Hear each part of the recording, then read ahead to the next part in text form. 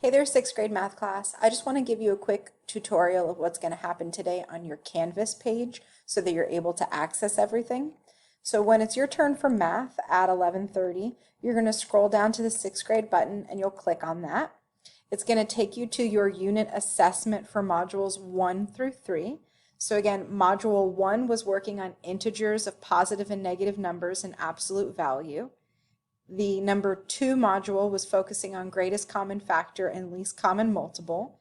And the third module focused on rational numbers and comparing and ordering rational numbers. So now all three of those are part of Unit 1 about numbers. And this is your unit assessment. While all three of them have been considered quizzes so far, this will be considered an actual test. It's going to be a 10-question test out of 100%. You will have multiple attempts, and I will take your highest score possible for your grade. So when you're ready to take the test, you're just going to go ahead and click Take the Test. I'm currently in my teacher mode, so I can preview the test ahead of time, but I can't take the test.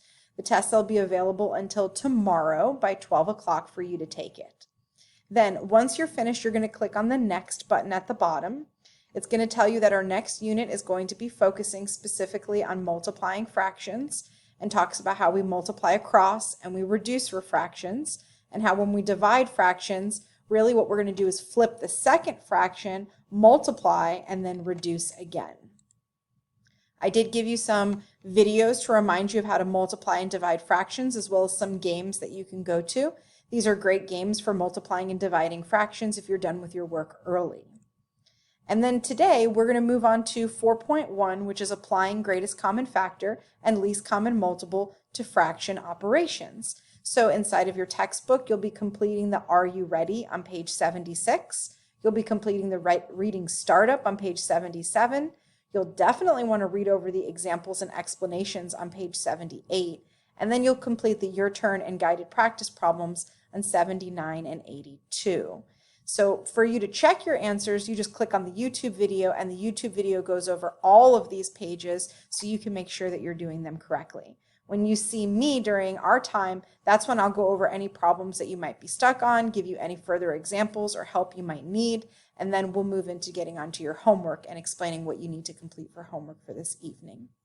All right, I hope that this helps you so that you know what to do for that 30 minutes before you actually see me. So I'll repeat that one more time. In the 30 minutes from 11:30 to 12 o'clock, you are taking a unit test.